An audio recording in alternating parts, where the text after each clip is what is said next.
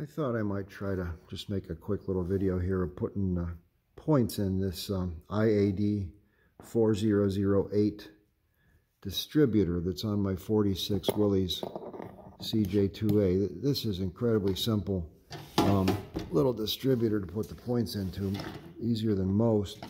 I've already got it apart, but I put this plate back in so I could show you how that comes out of there.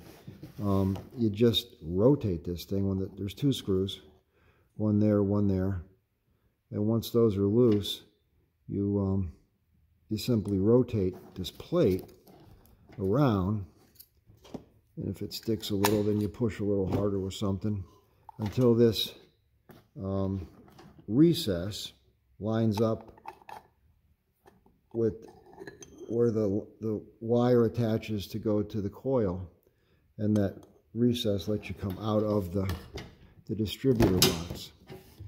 And then you're just working on this plate by itself here. Somebody amazingly had managed to put this screw in backwards, which would have made it extremely difficult to put this together. You'd think they would have figured that out. The last guy had that wrong. But we put this right here.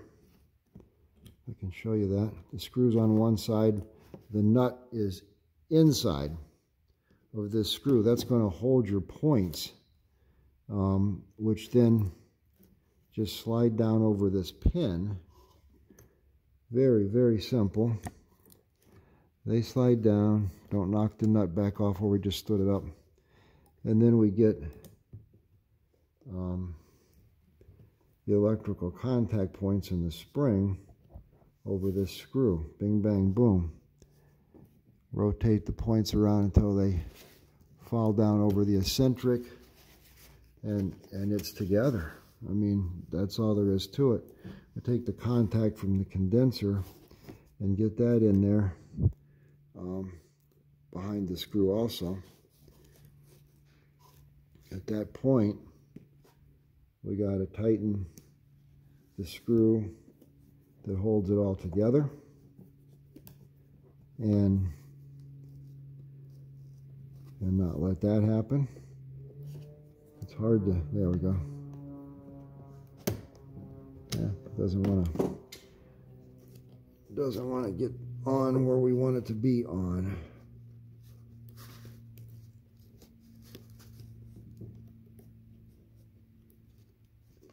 We'll just use the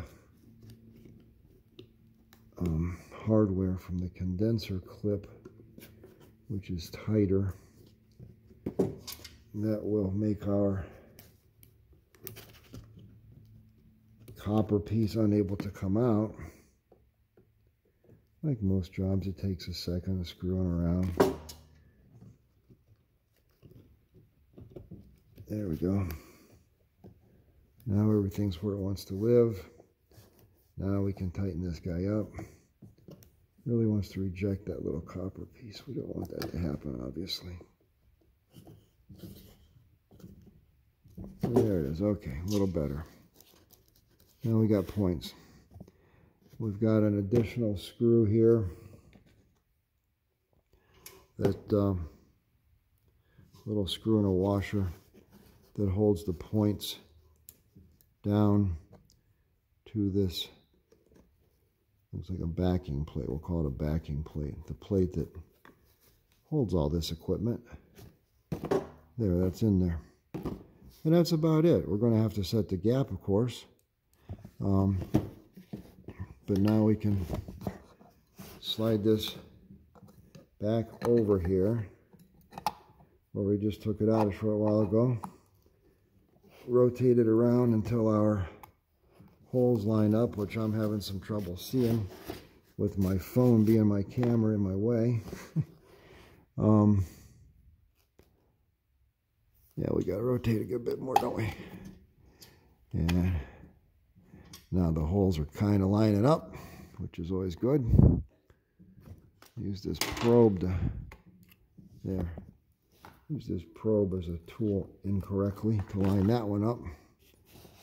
Everything's home. We put the 2 primary screws that hold the plate back in.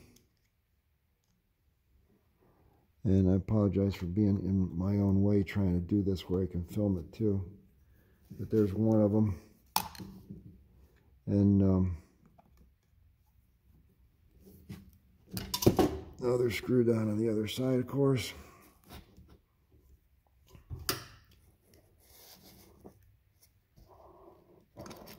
Yep.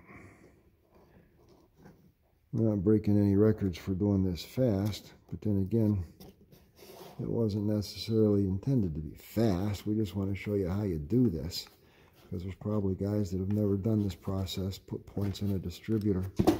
And then we got one more little itty-bitty screw here that locks it down. So I guess technically there's 3 screws that you got to take out to rotate that base plate, that backing plate, to get everything apart so it can rotate out and you can change those points. You do that once the plate's out. You're doing that on the bench. There's really nothing to it, right? Yeah, nice together.